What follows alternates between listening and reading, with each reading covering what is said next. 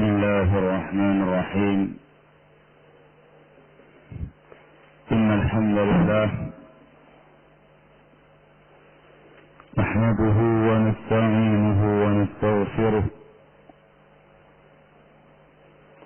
ونعوذ بالله من شرور أنفسنا ومن سيئات أعمالنا. من يهده الله فلا مضل له ومن يضلل فلا هادي له. وأشهد أن لا إله إلا الله وحده لا شريك له. وأشهد أن محمدا عبده ورسوله. يا أيها الذين آمنوا اتقوا الله حق تقاته ولا تموتن إلا وأنتم مسلمون. يا أيها الناس اتقوا ربكم الذي خلقكم من نفس واحدة وخلق منها زوجها وبث منهما رجالا كثيرا ونساء. واتقوا الله الذي تساءلون به والأرحام إن الله كان عليكم رقيبا. يا أيها الذين آمنوا اتقوا الله وقولوا قولا سديدا يصلح لكم أعمالكم ويغفر لكم ذنوبكم. ومن يطع الله ورسوله فقد فاز فوزا عظيما. أما بعد، فإن أصدق الحديث كتاب الله، وخير الهدي هدي محمد صلى الله عليه وعلى آله وسلم. وشر الأمور محدثاتها، فإن كل محدثة بدعة وكل بدعة ضلالة وكل ضلالة في النار. أيها الناس،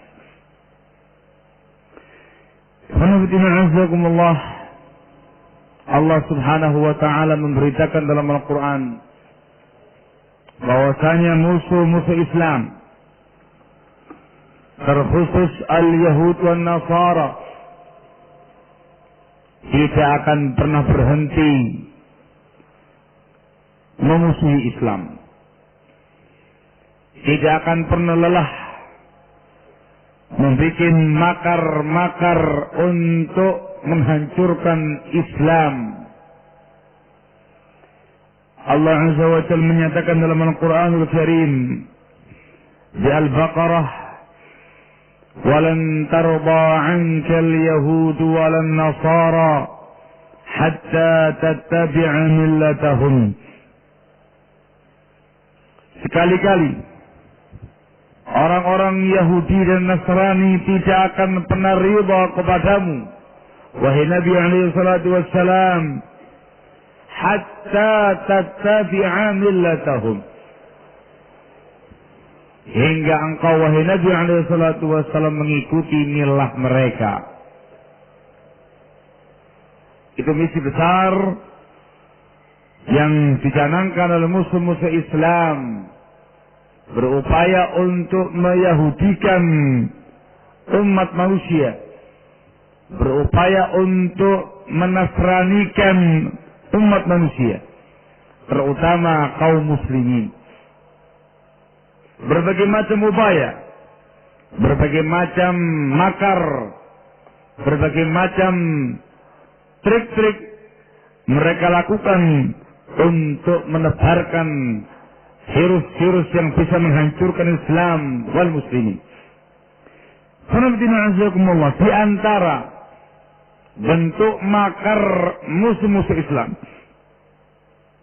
untuk menghancurkan Islam dari dalam, untuk melemahkan kekuatan kaum muslimin, bahkan menghancurkan akidah kaum muslimin, ialah mereka menyusupkan, bahkan mengkampanyekan paham demokrasi dalam tubuh umat Islam. Mereka menggambarkannya sebagai sesuatu yang bisa membawa kemajuan, menggambarkannya sebagai sesuatu yang betul-betul beriringan dengan kemajuan, dengan perkembangan suatu bangsa, kemajuan suatu negara, ketentraman rakyat, kedamaian masyarakat, dan semisalnya. Mereka mengkampanyekan prinsip demokrasi. Sebagian mereka melabelinya dengan kata-kata syura, musyawarah. Sebagian mereka melabelinya dengan memperjuangkan aspirasi rakyat dan berbagai macam slogan-slogan yang lain yang mereka suarakan untuk dengan paksa atau dengan penuh keridhaan mereka memasukkan paham demokrasi ini dalam tubuh umat Islam. Alhamdulillah,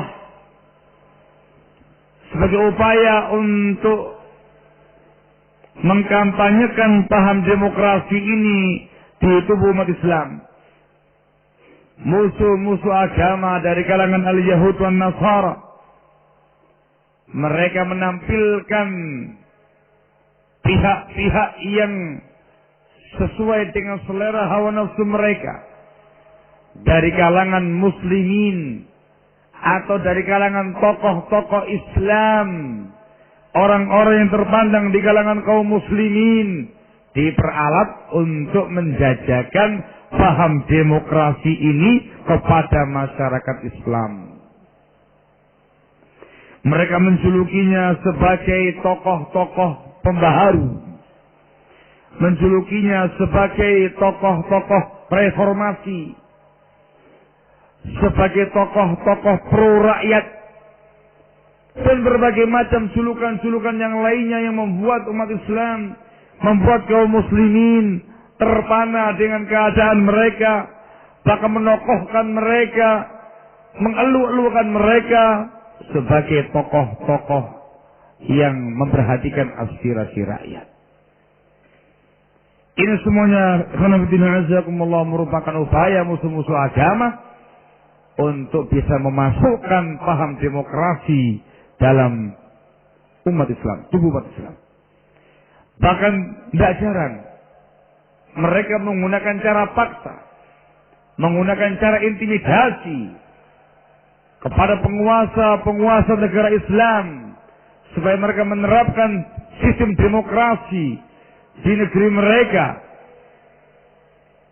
Apabila nggak dikerjakan oleh penguasa tadi, maka dari kalangan musuh-musuh Islam, dari kalangan bangsa Yahud wan Nasara akan menekan penguasa tadi, akan mengintimidasi penguasa tadi, sehingga penguasa muslim tadi pun ketakutan, mengalami tekanan.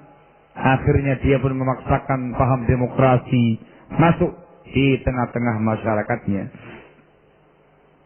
Rasulullah SAW pada masa hidupnya pernah memberitakan kepada kita sesuatu yang beliau sangat khawatirkan menimpa umatnya. Disebutkan dalam sebuah hadis yang diriwayatkan oleh Imam Ahmad ibn Hanbal dalam musnadnya dari sahabat Umar bin Al-Khattab radhiyallahu anhu, dikuatkan oleh hadis Abu Darda radhiyallahu anhu yang dikeluarkan oleh At-Tabrani, juga dikuatkan oleh hadis Imran bin Husain radhiyallahu anhu yang dikeluarkan oleh Al-Baihaqi rahimahumullahu jami'an. Ar-Rasul alaihi salatu wasallam menyatakan, inna akhwasa ma akhafu ala ummati al-a'immatul mudillin. Sesungguhnya yang paling aku khawatirkan menimpa umatku ialah tokoh-tokoh penyesat umat, para pemimpin-pemimpin penyesat umat, orang-orang yang terpandang, yang punya ilmu, penyesat umat. Disebutkan dalam lafaz yang lain, akhwafu ma akhafu ala ummati kulla munafiqin alimil lisan. Yang paling aku khawatirkan menimpa umatku nanti seorang munafik yang pandai bersilat lidah, seorang munafik yang pandai berkata-kata. Tokoh-tokoh berbaju Islam menampilkan dirinya sebagai tokoh-tokoh Islam, namun hati mereka dipenuhi dengan kebencian kepada Islam.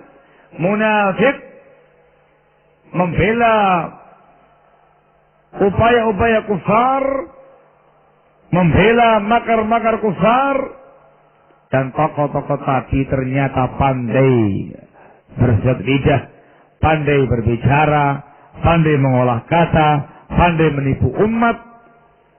Ini yang paling dikhawatirkan oleh Rasulullah SAW menimpa umat ini. Diriwayatkan dari Umar bin Khattab radhiyallahu anhu, disebutkan oleh Ad-Darimi dalam sunannya, jika Ibn Abdul Bar dalam kitab Al-Jami' bi isnadin sahih,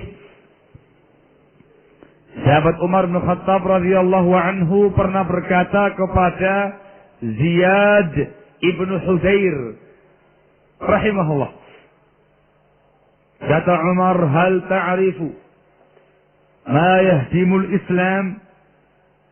Tahukah kamu wahai Ziyad, apa yang bisa menghancurkan Islam ini? Sesuatu apa yang bisa menghancurkan Islam ini? Qultu la. Kata Ziyad, saya tidak tahu wahai Umar. Qala, maka Umar menyatakan, yahdimul Islam zallatu alim au jidalu munafiqin bil kitab au wa hukmul a'immatil mudhillin. Yang menghancurkan Islam adalah zallatu alim, ketergelinciran seorang alim, kesalahan seorang alim. Yang kedua, jidalnya seorang munafik dengan mengatasnamakan Quran. Perdebatan seorang munafik dengan membawa nama Quran. Dan yang ketiga, hukumnya para pemimpin-pemimpin penyesat umat. Ikhwan fillah azakumullah, apa yang disampaikan Rasul alaihi salatu wasallam dalam riwayat di atas, dan apa yang disampaikan oleh Umar radhiyallahu anhu di atas, itu ada pada tokoh-tokoh berbaju Islam yang mengkampanyekan paham demokrasi dalam tubuh Islam wal muslimin. Mereka sesungguhnya kaum munafikin yang memperjuangkan aspirasi-aspirasi orang-orang kafir, yang berupaya untuk menggolkan ide-ide dan makar-makar orang kafir. Mereka menggunakan ayat, mereka menggunakan hadis, mereka menggunakan kata-kata falsafah sebagai upaya untuk mengkelabui kaum muslimin sehingga paham demokrasi tadi masuk dalam tubuh mereka. Mereka lain khawatirkan oleh Rasulullah SAW, antaranya ala'immatul mudhillin, pemimpin penyesat umat, munafik, alimul lisan, seorang munafik yang pandai berkata-kata. Maka ikhwan, kita sebagai umat Islam harus kembali kepada bimbingan Islam terkait dengan adanya paham demokrasi yang betul-betul dikampanyekan dengan besar-besaran di negeri kita yang tercinta ini. Kita harus tahu apa hakikat paham demokrasi itu. Dari mana asal muasalnya? Apa saja isi kandungannya? Bagaimana bimbingan Islam dalam mensikapinya? Apa pula mafasidnya, mafsadahnya. Supaya kita jangan sampai terpengaruh atau terlena dengan makar-makar musuh agama atau dengan slogan-slogan tokoh-tokoh reformasi pembela musuh-musuh agama yang berupaya untuk mengemas demokrasi dengan baju yang indah. Sebenarnya perlu diketahui bahwasanya demokrasi ini munculnya bukan dari Islam wal Muslimin. Oleh ahli sejarah, pemahaman demokrasi ini kali pertama muncul di Perancis ketika terjadi Saurah Fransiyah, revolusi Perancis.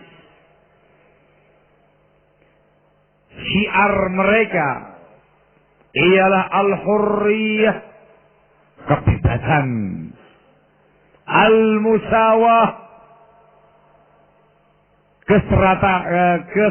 kesetaraan, persamaan, al-ikha, persaudaraan. Setelah itu secara resmi, tepatnya di tahun 1791 Masehi,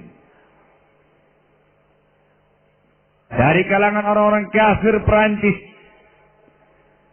mereka memasukkan paham demokrasi pada undang-undang resminya dengan nama hukukul insan. Terjemahannya HAM, hak asasi manusia. Barakallahu fikum. Semenjak itu demokrasi ditenarkan. Demokrasi disebarluaskan. Demokrasi dikampanyekan oleh orang-orang kafir di kalangan mereka. Dan disebutkan dengan terang-terangan pula namanya. Bukan lagi dengan nama HAM, tetapi juga langsung dengan nama demokratiyah. Demokrasi. Baru setelah itu, demokrasi itu muncul pada undang-undang negara-negara selain Perancis. Bahkan kemudian masuk ke negara-negara yang berbasis Islam semacam Mesir, termasuk di dalamnya ialah Indonesia Raya ini. Barakallahu fikum. Itu disebutkan oleh sejarawan yang meneliti sejarah demokrasi. Salah satunya disebutkan oleh seseorang yang bernama Abdul Ghani Ar-Rahal dalam kitabnya Al-Islamiyun wa Sarafud Demokratiyah. Di bukunya itu beliau menjelaskan apa yang disampaikan tadi. Asal muasal pemahaman demokrasi itu dari kalangan orang-orang kafir, tepatnya dari kalangan Perancis ketika terjadi revolusi Perancis. Resmi menjadi undang-undang mereka dengan nama HAM pada tahun 1791 Masehi. Disebutkan oleh Abdul Ghani tadi,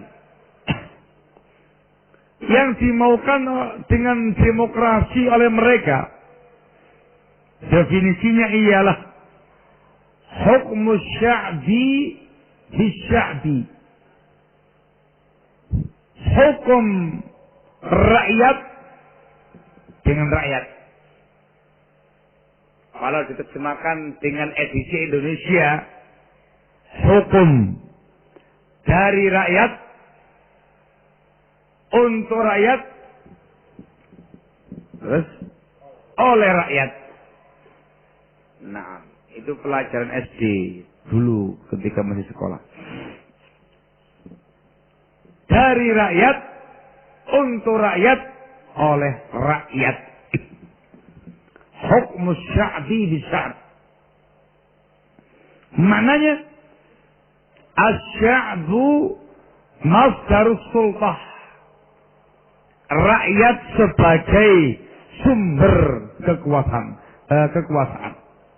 Rakyat sebagai sumber kekuasaan. Dijelaskan pula oleh Abdul Ghani tadi, yang kali pertama menggunakan bahasa demokrasi ialah Aflatun. Edisi Yunaninya apa? Namanya Aflatun, itu bahasa Arabnya. Ini tokoh Yunani. Namanya dia dengan bahasa Yunani apa? Demoskratos. Hah? Platon. Aflatun. Ini orang pertama yang menggunakan bahasa ad-demokratiyah. Demokratos. Barakallahu fikum. Dari Yunan. Dari orang kafir. Bukan dari kaum muslimin. Dari definisi ini, mereka menyatakan demokrasi itu dibangun di atas dasar 3 perkara. Demokrasi itu berdiri di atas 3 pondasi. Yang pertama ialah at-tasyri', pensyariatan. Artinya la syar'a illa lid-demokratiyah. Tidak ada syariat kecuali milik demokrasi. Tidak ada pensyariatan melainkan hak demokrasi. Barakallahu fikum. Ini yang pertama. Sehingga di kalangan orang-orang yang punya pemahaman demokrasi, namanya apa, Evan? Demokrator gitu. Hah? Gitu. Ya. Apa demokrawan? Hah? Di kalangan orang-orang yang punya pemahaman demokrasi ini, semua hukum-hukum Allah Azza wa Jal, semua syariat Islamiyah, bimbingan Islam, Al-Quran, Sunnah Rasulullah SAW, mu'attalah, itu semuanya ditiadakan ketika bertentangan dengan prinsip demokrasi. La syar'a illa lidemokratiyah. Barakallahu fikum. Ini rukun yang pertama. Rukun yang kedua, al-qadha, keputusan, ketetapan. Maknanya, la yusmah li ayyi hakimin ayyaqdiya illa bi tashri'id dustur wa illa kana mu'aqaba wala qabula lahu abada.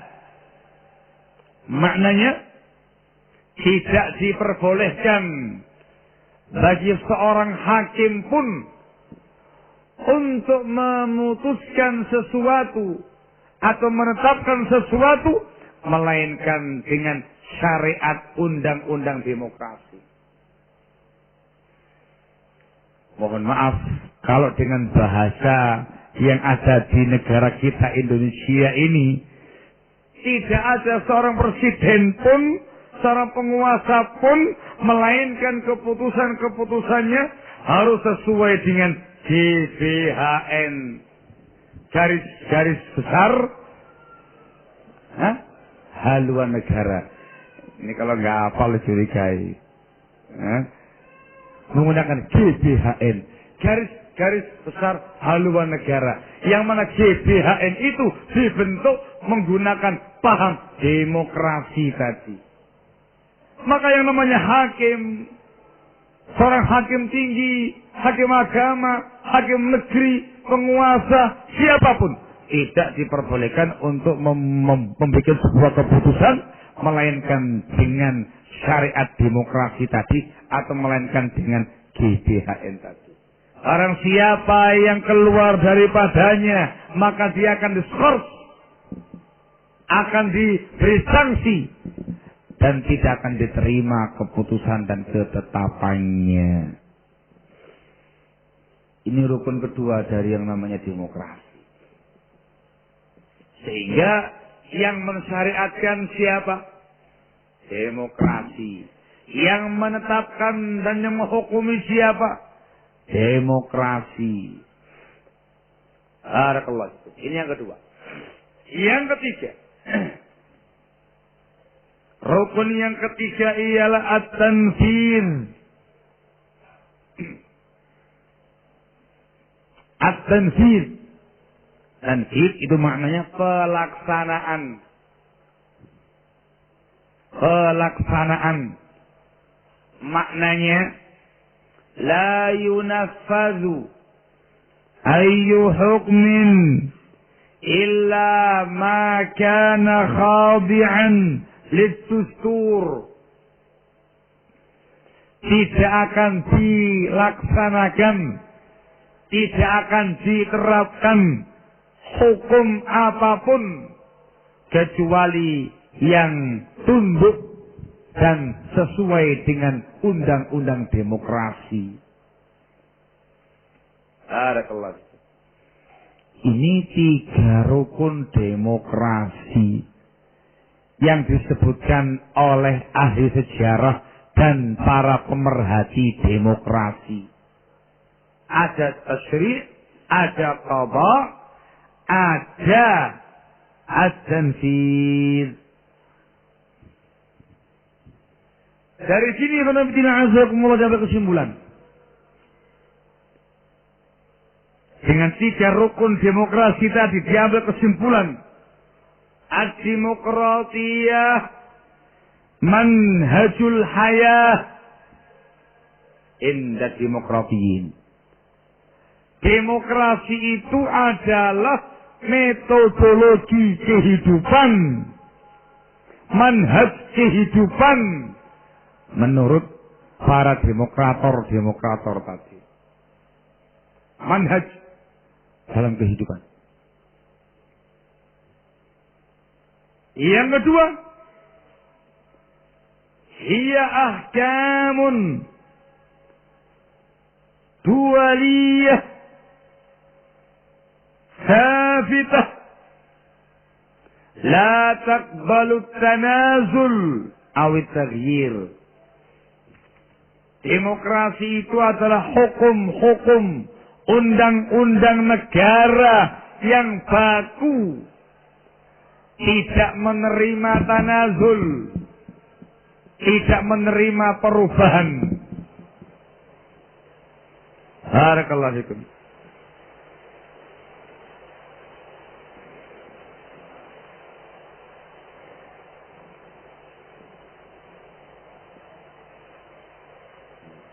Telinganya ya, benar. Baik. Ini azakumullah yang ada pada mereka. Makna dan paham demokrasi yang disebutkan oleh pemerhati demokrasi. Dari apa yang diuraikan tadi, barakallahu fikum, jelas, gamblang, tidak ada tedeng aling-aling. Yang namanya demokrasi itu membumi hanguskan Islam, mengubur hidup-hidup hukum-hukum Islam, membekukan Al-Quran dan Sunnah dan pemahaman salaful ummah. walaupun datangnya dari kalamullah atau kalam Rasulullah SAW atau kalam sahabat, itu semuanya dibekukan, dipetieskan, dikubur hidup-hidup ketika tidak sesuai dengan demokrasi. Maka dari sini sangat jelas pula sebagaimana difatwakan oleh para ulama ad-demokratiyatu kufrun. Paham demokrasi itu paham kekufuran. Itu dinyatakan secara resmi, secara langsung oleh Syekh Al-Allama Al-Muhaddis Abu Abdurrahman Muqbil bin Hadi Al-Wadi'i rahimahullah, berulang-ulang dalam ceramah-ceramahnya, dalam pelajaran-pelajarannya, beliau menyatakan ad-demokratiyatu kufrun. Ad-demokratiyatu kufrun. Demokrasi itu kufur. Demokrasi itu kufur. Bahkan ketika beliau ditanya tentang salah seorang tokoh reformis Yaman yang bernama Abdul Majid Az-Zandani, kalau di Indonesia masuknya ke IM, Abdul Majid Az-Zandani, ketika dia termasuk sebagai pihak yang mengkampanyekan demokrasi di Yaman, melabelinya dengan label syura, musyawarah. Ditanyakan kepada Syekh Muqbil bin Hadi rahimahullah, dan beliau mengatakan ad-demokratiyatu kufrun walaula ta'wil lakafarna, kata beliau. Demokrasi itu kekufuran kalau bukan karena dia mentakwil demokrasi dengan nama syura, musyawarah, akan kami kafirkan dia.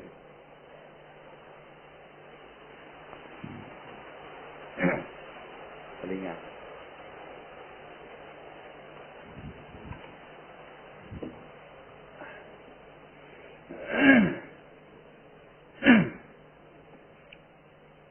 Nah, artinya beliau tidak mengkafirkan tokoh reformis tadi Abdul Majid Zandani dikarenakan dia mentakwil. Takwil termasuk penghalang takfir. Dikarenakan dia mentakwil demokrasi dengan syura, akhirnya beliau tidak bisa mengkafirkan orang ini. Kalau seandainya dia tidak memiliki takwil tadi, tegas mengatakan demokrasi itu termasuk Islam, demokrasi bukan syura, dikafirkan sama demokrasi. Nah, ini harus disampaikan apa adanya, tidak perlu kita tedeng aling-aling, supaya kaum muslimin itu paham. Demokrasi itu sumbernya dari orang-orang kafir yang kali pertama melafalkan kalimat demokrasi adalah Demokratos Aflatun, tokoh Yunani kafir yang menggunakannya, yang meresmikannya sebagai undang-undang resmi negara dengan nama HAM, hak asasi manusia, negara Prancis yang kafir. Dan isi rukun demokrasi tadi pun juga nyata-nyata sebagai pemahaman kufur, memposisikan dirinya sebagai musyarri', pihak yang mensyariatkan, memposisikan dirinya sebagai hakim yang mutlak, memposisikan dirinya sebagai nafid, pelaksana tunggal. Barang siapa yang menyelisihinya ditolak, siapapun dan apapun itu. Hada kufur. Barakallahu fikum. Dari sini menabitina azakumullah, ketika ada yang punya ide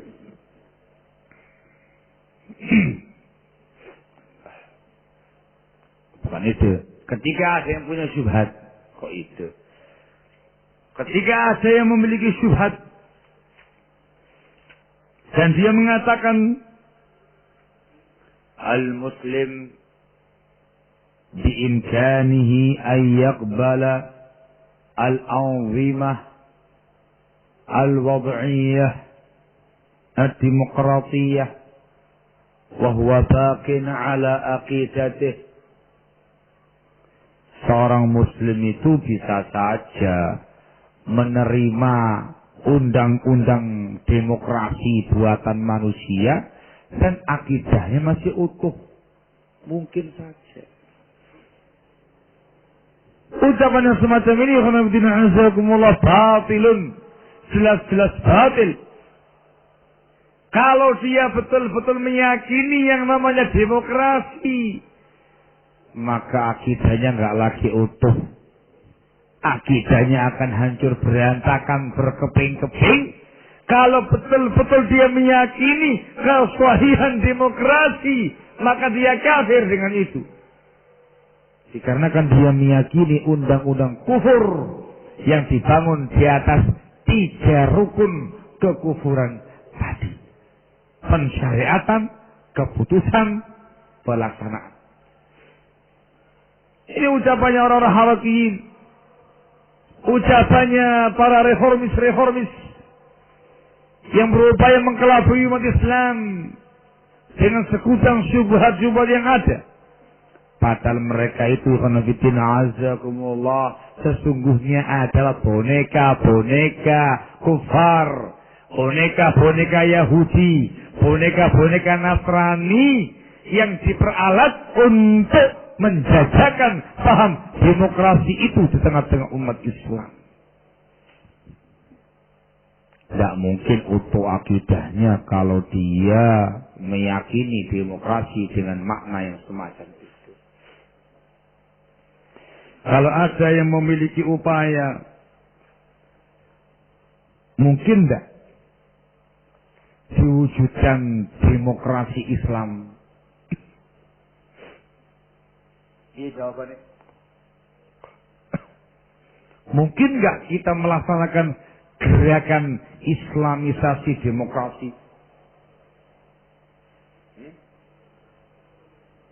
Ya, gerakan Islamisasi demokrasi. Barakallahu. Mungkin tidak. Jadi sistem demokrasi yang ada itu kita upayakan untuk menjadi demokrasi nuansa Islami. Apakah mungkin?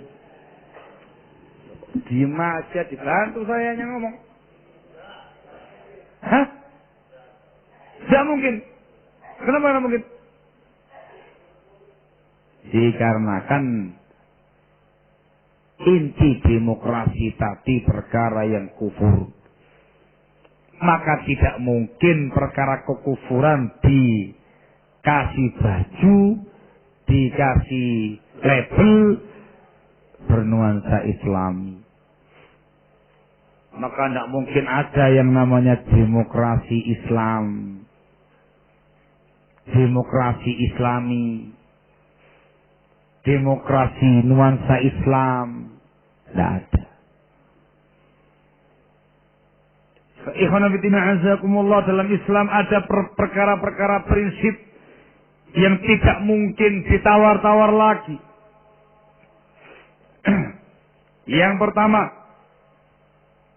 al-musyarri' fil Islam huwa Allah wahdahu la syarikalah. Yang meletakkan syariat dalam Islam hanya Allah subhanahu wa ta'ala tanpa sekutu baginya. Yang menyatakan ini halal, ini haram, ini boleh, ini enggak boleh, itu Allah azza wa jalla semata. Ini dikatakan wajib, dikatakan sunnah, dikatakan haram, dikatakan makruh. Ini syariatkan, ini tidak.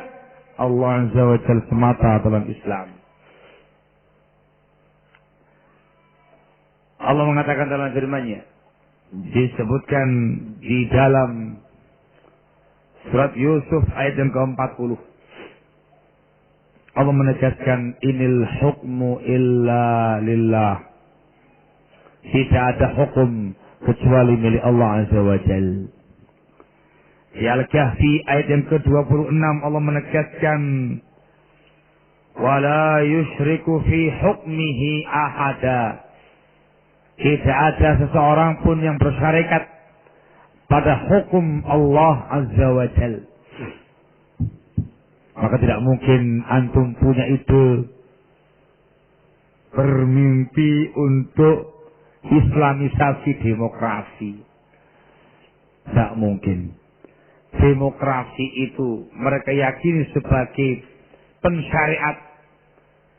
Sementara Islam meyakini Allah Subhanahu wa ta'ala yang berhak menetapkan syariatnya. Barakallahu fikum. Prinsip yang kedua, dalam prinsip Islam, la naqbalul kufra wa syirik. Prinsip Islam tidak menerima kekufuran dan kesyirikan. Allah mengatakan dalam firman-Nya wala yarda li'ibadihil kufur di Az-Zumar. Dan Allah Subhanahu wa ta'ala tidak meridai kekufuran bagi hamba-hambanya. Sementara demokrasi kufur, maka tidak mungkin kaum muslimin menerima demokrasi yang kufur itu. Maka tidak mungkin sesuatu yang kufur itu dibikin nuansa Islami. Abadan. Prinsip yang berikutnya lagi, yang disebutkan dalam Al-Quranul Karim, lakum dinukum waliyadin. Bagi kalian agama kalian, wahai orang-orang kafir. Waliyadin. Dan bagiku agamaku, kaum muslimin. Demokratia itu agamanya orang kafir. Demokrasi itu akidahnya orang-orang kafir. Maka tidak mungkin kaum muslimin berakidah dengan akidah kufur. Lakum dinukum, untuk kamu agama demokrasimu itu. Dan untuk kami agama Islam. Maka tidak mungkin disatukan antara Islam dan demokrasi. Barakallahu fikum. Dan masih banyak lagi ikhwan fillah azakumullah. Prinsip-prinsip Islam yang lainnya yang sangat jauh bertentangan dengan paham demokrasi tadi. Sehingga tolong jangan bermimpi, wahai saudara-saudara kaum muslimin, mimpi berupaya untuk mengislamkan demokrasi atau untuk menghiasi demokrasi dengan hiasan-hiasan Islami, atau memberikan padanya nuansa-nuansa Islami, apalagi berjuang membela Islam dengan kendaraan demokrasi. Jangan bermimpi. Barakallahu fikum.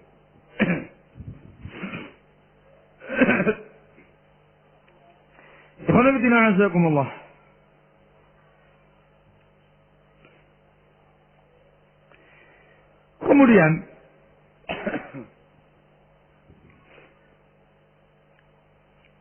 di antara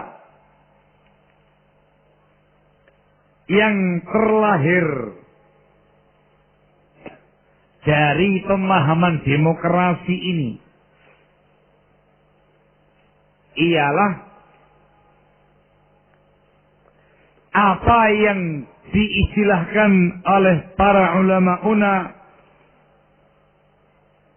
dengan sebutan al-intikhabat. Intikhabat bentuk jamak dari kalimat intikhab. Maknanya al-ikhtiyar, pemilihan. Barakallahu fikum. Al-intikhabat kalau diterjemahkan dengan edisi Indonesia ialah pemilu, pemilihan umum. Al-intikhabat dengan berbagai macam cara-cara yang terjadi di negara-negara kufur yang mulai masuk dan sudah masuk di negara-negara Islam. Intikhabat yang berlaku di tengah-tengah mereka itu intikhabat, pemilu-pemilu yang dibangun di atas asas demokrasi. Jelas, pemilu berasaskan demokrasi. Kalau pemilunya Indonesia apa asasnya? Loh kok lali? Hah? Luber. Apa L-nya? Langsung. Apa U-nya? Umum. Apa B-nya? Bebas. Apa E-nya? Oh, B-nya BE bebas. R-nya? Rahasia. Langsung, umum, bebas, rahasia. Itu teknisnya. Tetapi namanya al-intikhabat. Terjemahannya pemilu, pemilihan umum. Ada intikhabat kelas dusun, ada intikhabat kelas desa, ada intikhabat kelas kecamatan, ada yang kelas kabupaten, ada yang kelas provinsi, ada yang kelas DPRD 2 kabupaten, DPRD 1 provinsi. Ada yang intikhabat utama, pemilihan umum yang utama, pilpres, pemilihan presiden. Barakallahu fikum.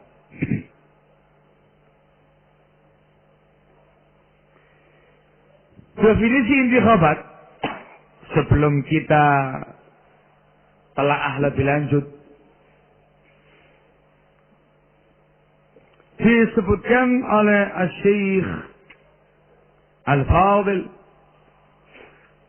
Abu Nasr Muhammad ibn Abdullah Al-Imam Syekhul Imam hafizahullah, salah seorang murid seniornya Syekh Muqbil bin Hadi rahimahullah. Syekhul Imam memiliki markis Darul Hadis Ma'bar. Dalam kitab beliau Tanwiru Zulumat likasfi mafasidi wa syubhatil intikhabat,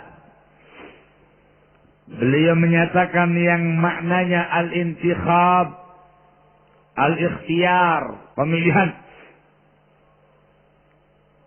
وهو إجراء قانوني يحدد نظامه ومكانه في دستور أو برنامج ليختار على مقتضاه شخص أو أكثر لرئاسة مجلس أو ندوة أو لعضوياتها أو نحو ذلك. Yang namanya intikhabat ijra'un qanuni, pelaksanaan undang-undang yang ditetapkan aturan-aturannya, tempatnya pada sebuah dustur, undang-undang utama, atau barnamij, acara-acara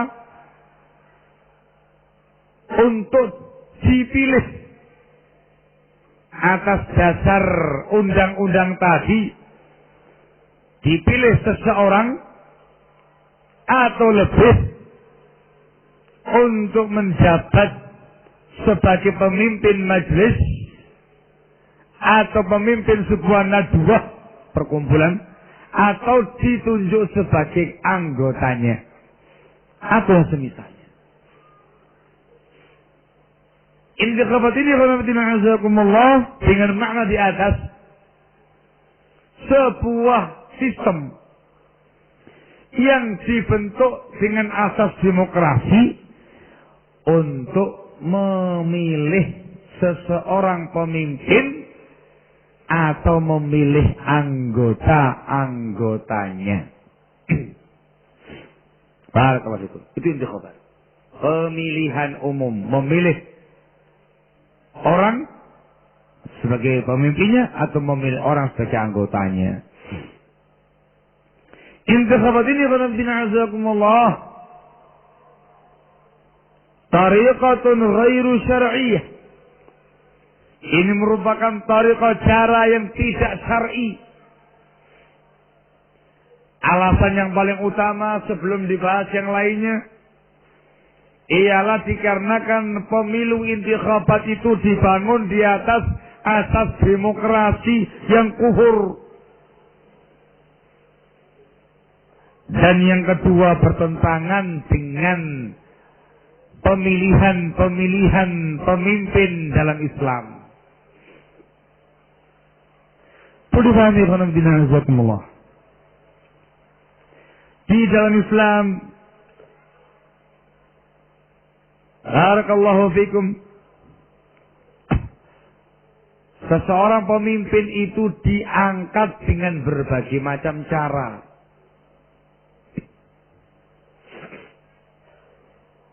Dalam Islam, seseorang pemimpin diangkat dengan berbagai macam cara. Yang pertama ialah musyawarah ahlul halli wal aqdi. Musyawarah ahlul halli wal aqdi. Hasil musyawarahnya ahlul halli wal aqdi yang menunjuk seseorang sebagai pemimpin. Ahlul halli wal aqdi itu ialah majlis permusyawaratan rakyat. Majlis permusyawaratan rakyat. Bahasa Arabnya majlis syura. Edisi singkatan Indonesianya MPR. Itu termasuk legislatif atau yudikatif atau eksekutif? Yudikatif. Benar. Nah, ini yang pertama. Dalam sistem siasa Islamiyah, ketika menunjuk seorang pemimpin, cara yang pertama ialah ditunjuk ahlul halli wal aqdi. Seseorang yang dianggap berkompeten sebagai ahli syura masuk dalam kelompok atau tim ahlul halli wal aqdi. Bisa ditunjuk oleh penguasa yang ada ketika itu. Ditunjuk orang-orangnya sebagai ahlul halli wal aqdi untuk menggodok siapa yang berhak sebagai pengganti dia. Atau memang sudah ada badan yudikatifnya secara permanen. Sudah ada ahlul halli wal aqdinya. Mereka adalah orang yang muslim, orang yang adil, orang yang alim, yang mengerti agama Allah Azza wa Jal, al-alim bi ahwalin nas, orang yang mengerti tentang kondisi-kondisi seseorang, orang yang berkompeten dalam bidangnya masing-masing. Mereka lah yang menunjuk. Bisa jadi yang ditunjuk itu salah satu dari mereka. Seperti yang dilakukan oleh sahabat Umar bin Khattab radhiyallahu anhu. Ketika beliau ditusuk. Siapa yang menusuknya? Siapa yang menusuk sahabat Umar dengan pisau, dengan parang beracun?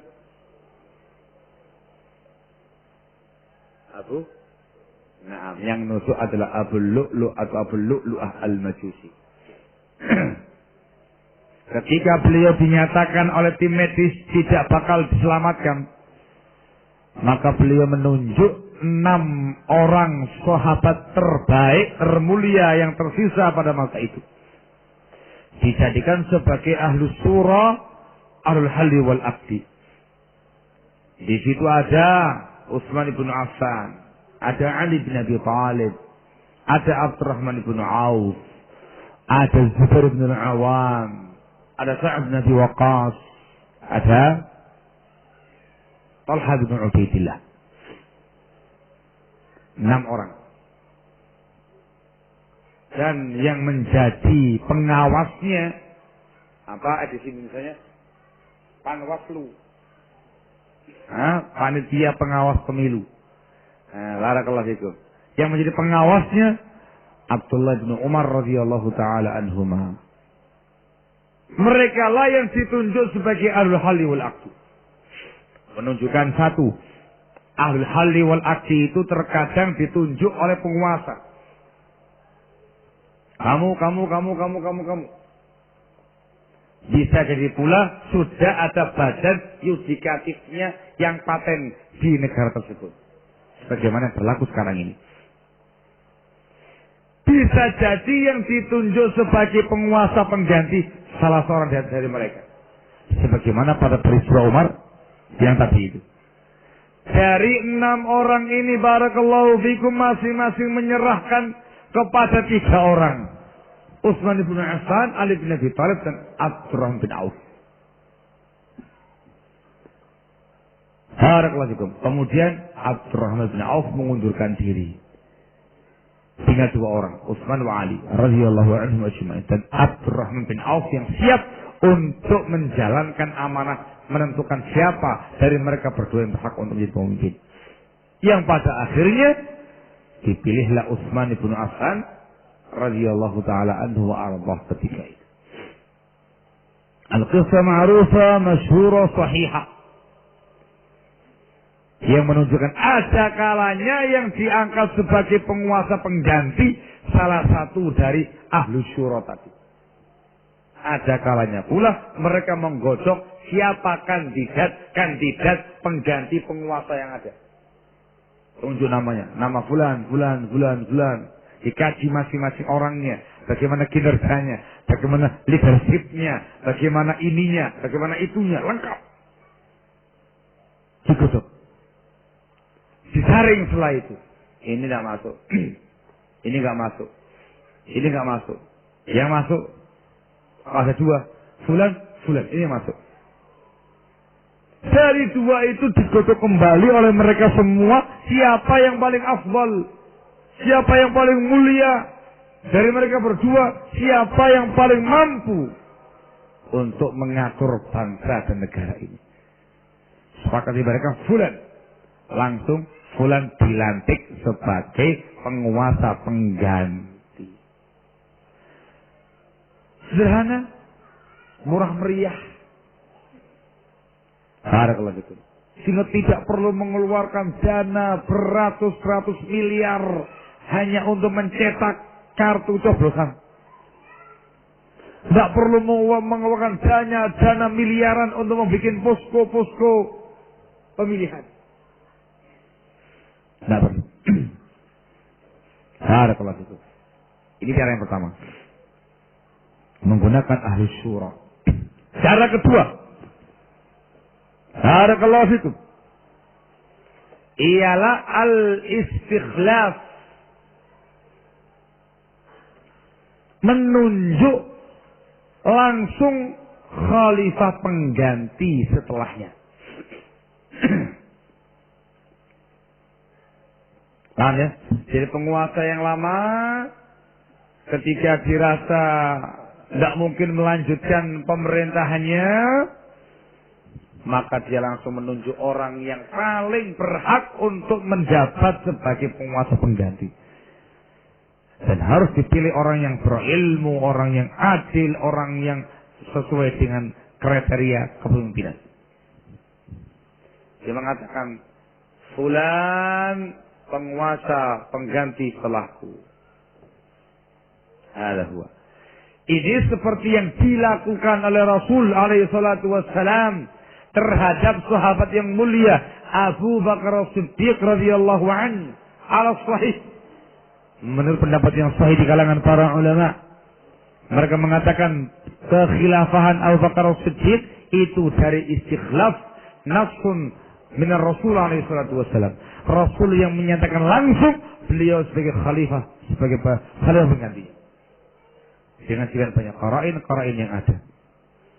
Lebih tegas lagi contohnya seperti yang dilakukan sahabat Abu Bakar As-Siddiq terhadap khalifah yang setelahnya Umar Ibn Al-Khattab radhiyallahu taala anhu arda. Antal khalifah ba'di. Langsung tunjuk. Umar bin Khattab khalifah peninggalku.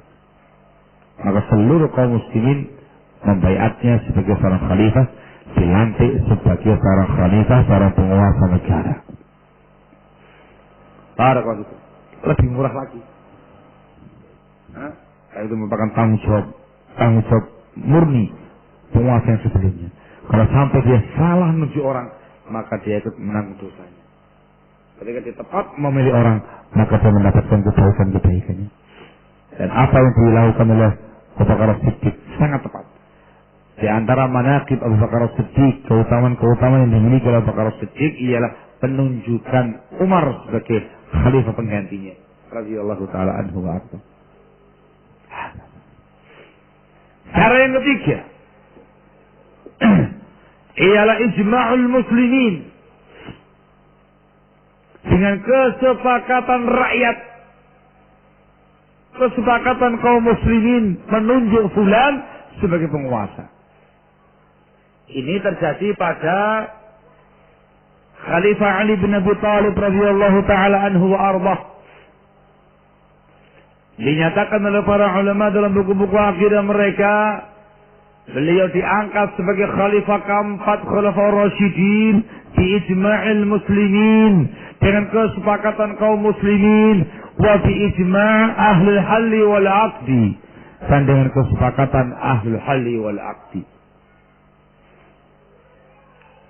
Disebabkan posisinya ketika itu sedang chaos, sedang carut-marut, dikarenakan ulah-ulah pemberontak dari kalangan Khawarij yang sampai pada tingkat membunuh Khalifah Utsman bin Affan radhiyallahu taala.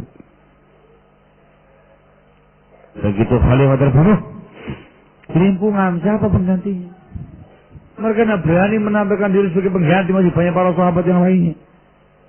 Akhirnya semua umat Islam ketika itu sepakat yang ditunjuk oleh Ali bin Abi Thalib radhiyallahu taala anhu. Barakallahu fikum. Sehingga Allah tidak ada satupun cara dari cara-cara tadi yang ada dalam cara pemilihan Islam, tidak ada padanya satu cara pun yang berbau demokrasi. Tidak ada. Semuanya syar'i dengan bimbingan Ar-Rasul dan para sahabatnya radhiyallahu taala anhum ajma'in. Barakallahu fikum. Sehingga al-intikhabat tariqatun ghairu syar'iyyah. Yang namanya intikhabat, cara yang tidak syar'i dalam pengangkatan seorang pemimpin. Barakallahu fikum. Bertentangan dengan cara-cara Islam yang disebutkan oleh para ulama dalam buku-buku akidah mereka. Barakallahu fikum. Ikhwan fillah azakumullah. Ditulis oleh Syekhul Imam hafizahullah taala wa ra'ah, kitab khusus yang membahas tentang kerusakan pemilu. Judul kitabnya seperti yang disebutkan tadi, Tanwirul Zulumat likashfi mafasid wa syubuhatil intikhabat. Dibawakan oleh beliau puluhan mafsadah, nggak cuma satu, puluhan mafsadah. Dari mafsadah al-intikhabat. Ini khonafidina azakumullah perlu untuk disampaikan sebagiannya, karena nggak mungkin disampaikan keseluruhannya dikarenakan waktu yang sempit, supaya kaum muslimin tersadar cara-cara yang terjadi, yang berlaku itu bukan cara-cara Islami. Barakallahu fikum. Dan supaya mereka tahu bagaimana dampak negatif yang dimunculkan oleh intikhabat ini tadi. Asasnya sudah salah, demokrasi, maka yang dibangun setelahnya yaitu pemilu, tentu di dalamnya terdapat yang namanya penyimpangan-penyimpangan, kerusakan-kerusakan yang ada. Barakallahu fikum, selain yang disebutkan tadi. Ayo. Kerusakan yang pertama.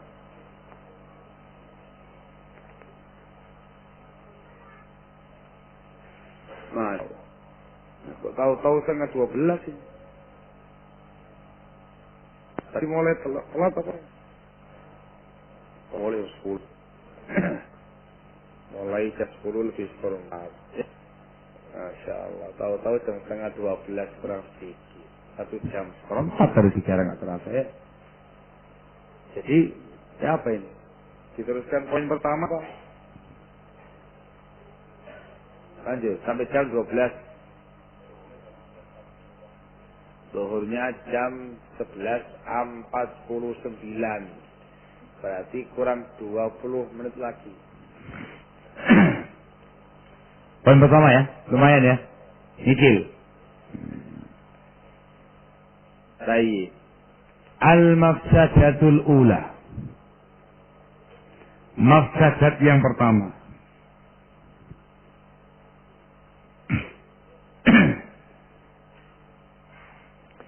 Ialah al-isyraku billah.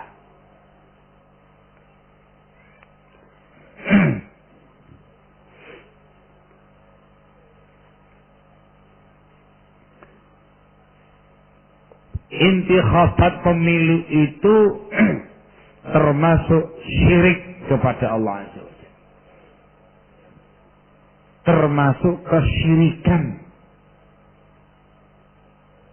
Dijelaskan oleh Syekhul Imam dalam bukunya Tanwirul Dhulumat. Al-intikhabat dakhilatun fil isyraki billah. Pemilu itu masuk dalam kategori syirik kepada Allah. Wadzalika fi syirki ta'ah, yaitu syirik dalam bentuk syirku ta'ah, syirik dalam bab ketaatan. Penjelasannya, haitsu innal intikhabat juz'un min an-nizam ad-demokrati. Sebab pemilu itu satu bagian dari aturan demokrasi. Wa hadha an-nizam min wad'i a'da'il Islam. Sementara aturan demokrasi itu aturan yang dibuat oleh musuh-musuh Islam. Liyasriful muslimina an dinihim. Untuk memalingkan kaum muslimin dari agama mereka. Kata beliau setelah itu, aman qabilahu radiyan bih murawwijan lah mu'taqidan sihhatah faqad ata'a a'da al-islam fi mukhalafati amrillahi azza wa jalla. Wahada ainus syirki fi ta'ah. Maka barang siapa yang menerima aturan demokrasi itu, dia meridainya, mengkampanyekannya, meyakini kesahihannya, maka sungguh dia telah mentaati musuh-musuh Islam di dalam menyelisihi perintah Allah Azza wa Jal. Maka itulah yang dinamakan dengan syirku ta'ah, yang dinamakan dengan syirik dalam ketaatan itu sendiri. Kamu mentaati musuh-musuh Islam, musuh-musuh Allah, seperti ketaatan kamu kepada Allah Azza wa Jalla. Syirik. Kamu mentaati musuh-musuh Islam dalam rangka untuk menyelisihi perintah Allah Azza wa Jalla. Itu merupakan syirik ta'ah. Allah Subhanahu wa ta'ala berfirman di dalam Al-Quranul Karim menjelaskan tentang kaum musyrikin. Disebutkan di Asy-Syura ayat yang ke-21. Allah mengatakan am lahum syuraka'u syara'u lahum minad-din ma lam ya'zan bihi Allah. Apakah mereka itu memiliki sekutu-sekutu yang mensyariatkan untuk mereka agama yang tidak diizinkan oleh Allah Azza wa Jalla? Ayat ini siaknya siyakul dzam, konteksnya konteks celaan. Allah mencela kaum musyrikin, mencela orang-orang kafir yang mentaati tokoh-tokoh mereka yang mensyariatkan agama yang tidak ada izin dari Allah Azza wa Jalla, menghalalkan apa yang diharamkan oleh Allah, mengharamkan apa yang dihalalkan oleh Allah dalam rangka mentaati tokoh-tokohnya. Itu syirik ta'ah. Allah menegaskan di dalam Al-An'am ayat yang ke-121. Allah menyatakan wa in ata'tumuhum innakum la musyrikun. Sungguh kalau kalian wahai kaum muslimin mentaati mereka yang menghalalkan apa yang Allah haramkan, mengharamkan apa yang Allah halalkan, kalau kamu wahai muslimin mentaati mereka itu, sungguh kamu adalah orang-orang musyrik.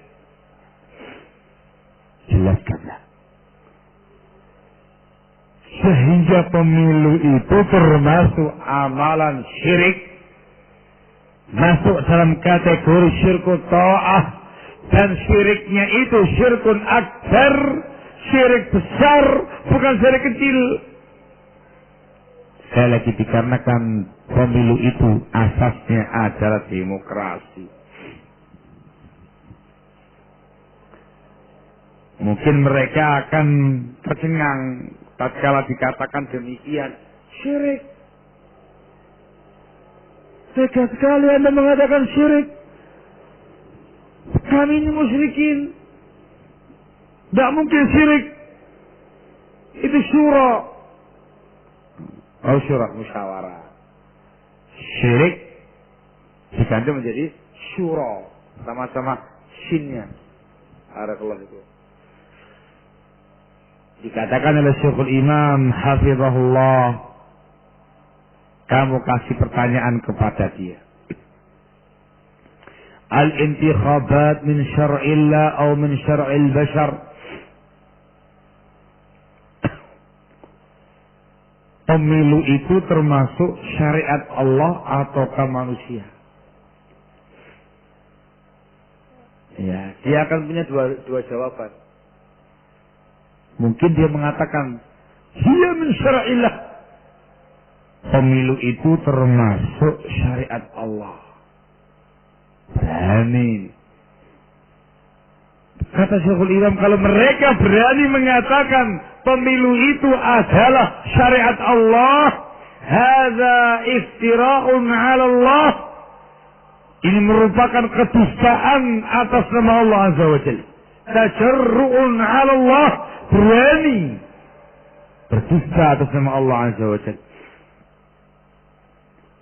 Itu merupakan ucapan-ucapan kufur, menisbahkan undang-undang manusia kepada Allah Azza wa Jalla. Padahal yang namanya intikhabat itu merupakan undang-undang demokrasi, undang-undangnya orang kafir. Undang-undang bukan, dia bukan syariatnya Allah. Terus pemilu itu syariatnya siapa? Oh, dia syar'ul bashar. Oh, dia itu syariatnya manusia, bukan Allah Azza wa Jalla. Gitu. Iya, itu fatwanya manusia. Kata Syekhul Imam hafizahullah, "Fa kaifa qabiltum tasyri'al bashar?" Kalau kamu meyakini itu merupakan undang-undang manusia, lalu bagaimana kiranya antum ini, kamu ini kok bisa menerima syariatnya manusia? Lalu apa hukumnya bagi seseorang yang meridhai, menerima, meyakini keabsahan hukumnya manusia? Hukumnya apa? Hukumnya apa? Ya sama, dihukumi kafir juga. Repot mau mengatakan ini syariat Allah, kafir. Syariatnya orang kafir kok dikatakan syariatnya sama Allah Azza wa Jalla. Berdusta atas sama Allah Azza wa Jalla. Dikatakan sebagai syariatnya manusia, kafir juga. Dikarenakan bagaimana mungkin kamu sebagai seorang muslim kok menerima hukum buatan manusia? Sementara orang yang menerima, meridhai, mengkampanyekan, meyakini kesahihan hukum manusia dikatakan kafir.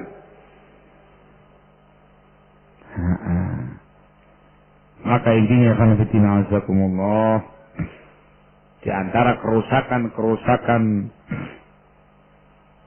intikhabat ialah syirik kepada Allah Azza wa Jalla dalam bentuk syirik ta'ah. Saya khawatir ada sebagian pihak yang di kepalanya mulai muter-muter kepanasan ini. Wah, jangan dikafirkan semua ini para pelaku-pelaku pemilu ini. Itu harus ingat lagi, dan akan saya ingatkan sekarang ini, prinsip Ahlus Sunnati wal Jamaah tidak sama dengan prinsipnya Jamaah Takfir. Tidak sama dengan prinsipnya Jamaatul Jihad yang gampang mengkafirkan kaum muslimin. Dan sebagaimana pemahaman Khawarij yang mudah mengkafirkan kaum muslimin.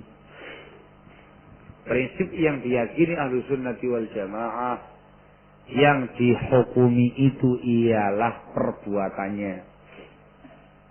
Yang dihukumi itu ialah ucapannya.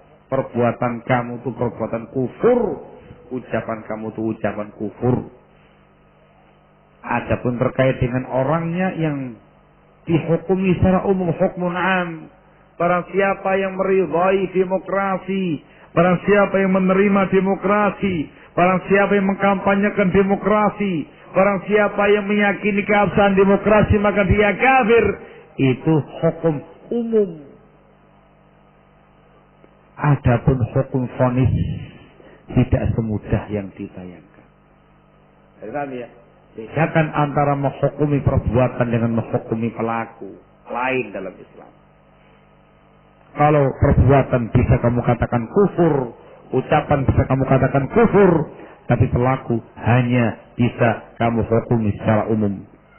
Adapun secara ta'yin, secara vonis, harus terpenuhi persyaratan-persyaratannya dan harus hilang faktor-faktor penghalangnya. Dan kita menyatakan sekarang ini, itu pula dinyatakan oleh para imamuna, para ulama-una, orang-orang atau kaum muslimin di kebanyakan negeri-negeri Islam yang masuk dalam lumpur pemilu, hampir seluruh mereka atau kebanyakan mereka terjatuh dalam bab intikhabat min bab ta'wil. Mereka masuk dikarenakan takwil, meyakini pemilu itu, demokrasi itu adalah musyawarah. Sebagian mereka dikarenakan al-jahl, kebutuhan mereka tentang hakikatnya. Sehingga termasuk penghalang-penghalang yang menghalangi kita untuk menvonis mereka sebagai orang-orang kafir. Katakan menyimpang, tegur mereka, nasihati mereka, dan dikasih tahu perbuatan mereka dalam bentuk demokrasi, kemudian pemilu yang berasaskan demokrasi itu merupakan tindakan kekufuran. Pelakunya bisa jadi kafir ketika terpenuhi semua ketentuan-ketentuan yang ada dan hilang faktor-faktor penghalang yang ada. Tolong pahami baik-baik. Jangan kemudian keluar dari majelis ini langsung teriak-teriak melihat banyak orang di baliho-baliho kafir, kafir, kafir, kafir, kafir, kafir, kafir. La. Bukan itu yang namanya pemahamannya Ahlus Sunnah wal Jamaah. Barakallahu fikum. Ifhamu hadza barakallahu fiik. Dikarenakan waktu yang tinggal 5 menit lagi, ya sementara kita sekarang dulu.